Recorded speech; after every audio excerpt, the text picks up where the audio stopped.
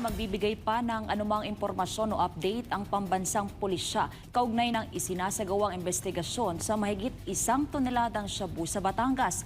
Iniiwasan raw kasing makompromiso ang nagpapatuloy na hot pursuit operation sa mga nasa likod ng nasabat na kontrabando. Narito ang balita ni Paul Montebon.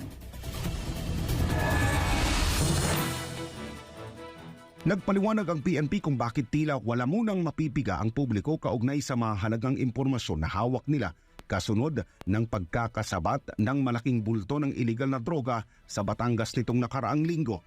Paliwanag ng PNP, pinagbawalan silang maglabas ng impormasyon sa gitna ng kanilang case build-up. I really cannot give specifics because I'm under strict instruction not to give any more details.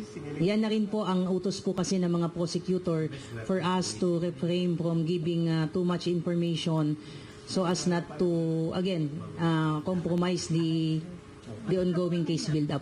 Una nang nabatid na hindi lang isang sospek ang maaaring nasa likod ng droga na ito, dahilan para bumuo ang PNP ng Special Investigation Task Group para sa mabilis na pagtukoy sa mga posibleng iba pang sospek at totoong pinagmulan ng naturang malaking kontrabando. And this is the primary reason why we were requested by prosecutor and case not to divulge too much information because we are on the process of conducting case build-up po to establish po the ownership ng yacht, yung pong ownership po ng mga vehicle, ng mga subject vehicles po natin.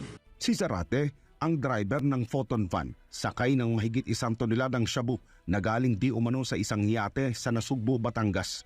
Sa pinakahuling impormasyon na ibinigay ng PNP, isang dating sundalo ng Estados Unidos si Zarate.